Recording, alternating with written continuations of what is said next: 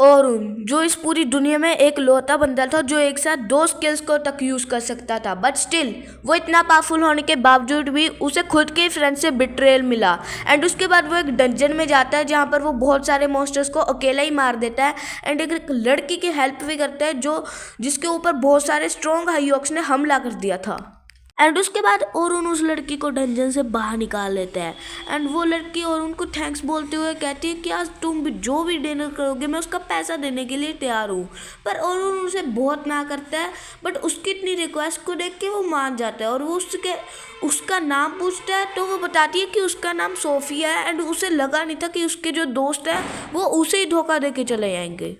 And उसके बाद हमें पता लगता है कि सोफिया भाई लिटरली में एक एस रैंक गिल्ड की एडवेंचरर है, कोई नॉर्मल नहीं। एंड उसके बाद वो दोनों रेस्टोरेंट में जाते हैं जहाँ पर सोफिया की बड़ी बहन जिसका नाम सलमा है वो भी होती है। एंड भाई और उसे देख के बहुत ज़्यादा शौक हो जाते हैं क्योंकि जिस गिल्ड की हम लोग बात कर रहे हैं ना वो एक एस रैंक गिल्ड है और उसकी बहन सलमा उसकी कैप्टन है। एंड अरुण उसे कहते हैं कि बहुत दिन हो गए ना मिले हुए हमें, क्योंकि बहुत दिन से हमारे बीच में लड़ाई नहीं हुई। सोफिया यहाँ पर शौक में कि भाई ये दोनों एक दूसरे को कैसे जानते हैं। एंड उसके बाद सलमा बताती है कि ये जो हीरोज गिल्ड है ना उसमें एक बहुत पावरफुल इन्हेंसर के तौर पे था। एंड ये बात खुद सलमा तक को नहीं पता होती कि हीरोज गिल्ड ने इतने स्ट्रॉन्ग मेंबर और उनको आखिर में निकाला ही क्यों। उसके बाद वो कहती है क्या तुम मेरी गिल्ड में ज्वाइन करना चाहोगे। उसके बाद अरुण कहते हैं कि तुम सच में मुझे एक ऐसे गिल्ड में इनवाइट कर रही हो। एंड उसके बाद सोफिया कहती है वैसे इसने मेरी आज जान बचाई है। उसके बाद भाई सलमा कहती है थैंक यू मेरी लिटिल सिस्टर की जान बचाने के लिए और मैं तुम्हें इन्वाइट करती हूँ हमारी गिल्ड में, अगर तुम आना चाहो तो आ सकते हो। उसके बाद भाई वो कहते हैं मैं इन्हेंसर में नहीं आऊँगा, मैं स्वॉर्ड्समैन बन के आऊँगा। अगर स्वॉर्ड्समैन की रैंक खाली है तो भाई मैं आ सकता हूँ, बाकी इन्हेंसर की तो मुझसे उम्मीद रखो ही मत।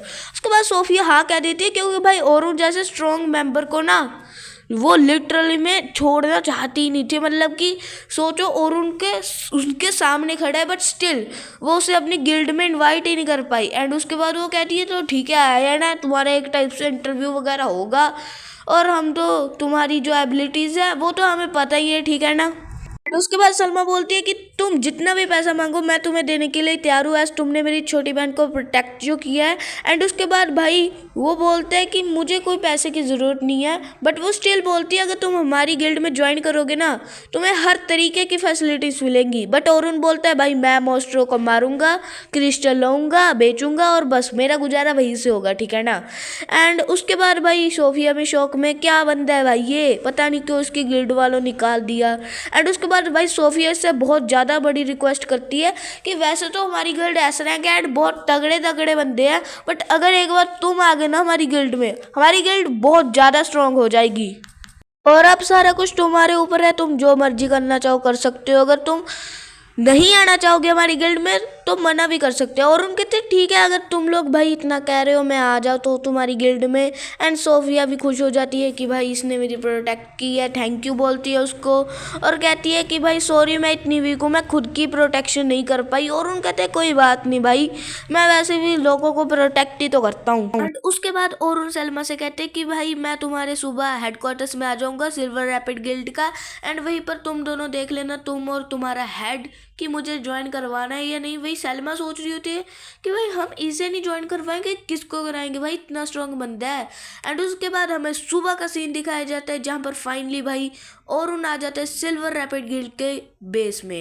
एंड हमें सिल्वर रैपिड गिल्ड का हेड दिखाया जाता है जो है विंग्स, हाँ उसका नाम विंग्स है। एंड विंग्स सलमा को थैंक यू बोल रहा होता है क्योंकि ऑब्वियसली भाई औरुन जैसे बंदे को उसने अपनी टीम में अपनी गिल्ड में रिक्रूट कर लिया। एंड उसके बाद हमें बताया जाता है कि भाई सलमा और इस विंग्स ने ना पहले से ही बात करके रखी हुई है। एंड उसके बाद विंग्स कहते हैं कि भाई हम तीनों कहीं और जाके बात कर सकते हैं, जहाँ पर वो भी हामी भर देते हैं। एंड उसके बाद वो कहीं और भी चले जाते हैं एक जगह पर जो एक लाइब्रेरी जैसी लग रही होती है।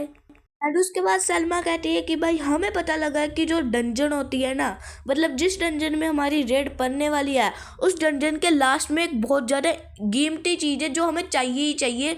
एंड वो चीज़ हम तुम्हारे बिना हासिल नहीं कर सकते, क्योंकि तुम्हारा एक्सपीरियंस और तुम्हारी पावर हमारी गिल्ड को आसमान छुआ देगी। एंड उसके बाद हमें पता लगता है कि दरअसल सलमा और विंक्स ने पहले से ये बात करके रखी हुई थी कि अरुण को उन्होंने अपनी टीम में रिक्रूट करना है। एंड भाई ये उससे भी पहले के जब अरुण और सलमा की मीटिंग हुई थी, क्योंकि उन्हें पता लग गया था कि अरुण को हीरोज गिल्ड वालों ने निकाल दिया है। एंड उसके बाद वो दोनों बात कर रहे होते कि भाई जैसे मर्जी करना है, पर अरुण को अपनी टीम में अपनी गिल्ड में रिक्रूट करना ही है। एंड उसके बाद हम लोग करंट टाइम का सीन देखते हैं, जहाँ पर सलमा उससे कह रही होती है कि सारी तैयारियां हो चुकी है, बस तुम कल सुबह आया ना, वहाँ पर बहुत सारे एडवेंचरर्स होंगे अपनी गिल्ड के। एंड हम लोग रेड की तैयारी कर रहे हैं, एंड कल हम लोग डाका डालेंगे भाई डंजन में।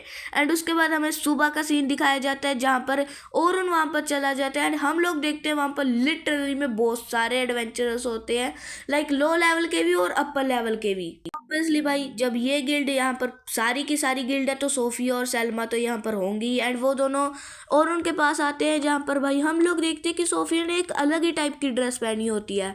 एंड इस ड्रेस को इस गिल्ड ने खास कर बनाया था, क्योंकि जो भी भाई न्यू एडवेंचरर्स है वो इसे पहनते हैं।